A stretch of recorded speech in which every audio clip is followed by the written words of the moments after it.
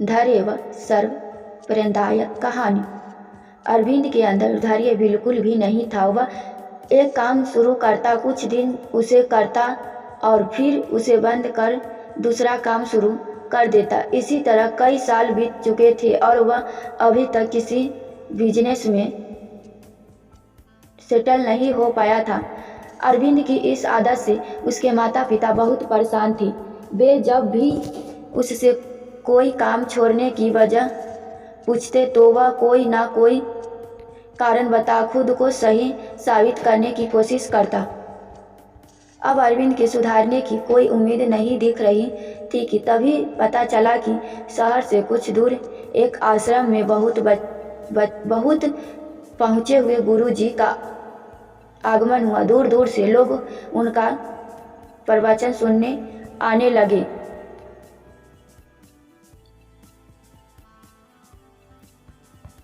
एक दिन अरविंद के माता पिता भी उसे लेकर महात्मा जी के पास पहुँचे।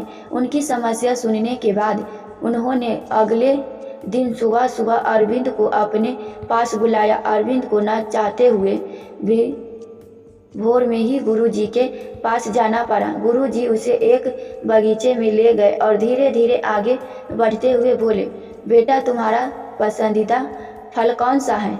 आम।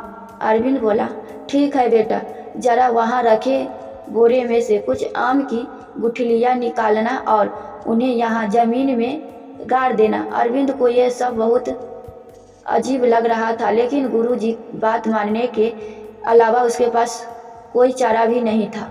उसने जल्दी से कुछ गुठलियाँ उठाई और फावड़े से जमीन खोद उसमें गाड़ दी। फिर वे अरविंद को लेकर वापस आश्रम चले गए। करीब आधे घंटे बाद वे अरविंद से बोले, जरा बाहर जाकर देखना उन गुठलियाँ में से फल निकला कि नहीं। अरे इतनी जल्दी फल कहाँ से निकल आएगा? अभी कुछ ही देर पहले तो हमने गुठलियाँ जमीन में गाड़ी थी। अच्छा तो रुक जाओ, थोड़ी देर बाद जाकर देख लेना। कुछ देर बाद उन्होंने अरविंद से फिर बाहर जा कर देखने को कहा। अरविंद जानता था कि अभी कुछ भी नहीं हुआ होगा, पर फिर भी गुरुजी के कहने पर वह बगीचे में गया।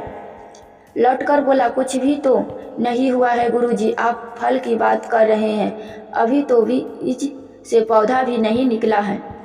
लगता है कुछ गड़बड़ है, गुरुजी ने आश्चर्य से कहा। अच्छा बेटा, ऐसा करो, उन गुठलियों को वहाँ से निकाल के कहीं और गाड़ दो।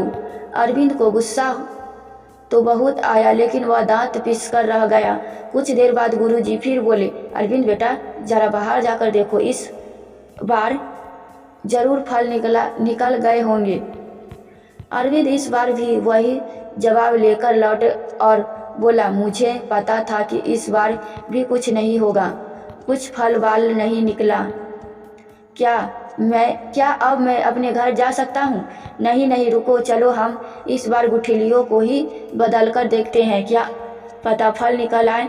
इस बार अरविंद ने अपना धैर्य खो दिया और बोला, मुझे यकीन नहीं होता कि आपके जैसे नामी गुरु को इतनी छोटी सी बात पता नहीं कि कोई भी बीज लगने के बाद उसे फल निकलने में समय लगता है। आपको बीज को खाद पानी देना पड़ता है, लंबा इंतजार करना पड़ता है, तब कहीं जाकर फल प्राप्त होता है।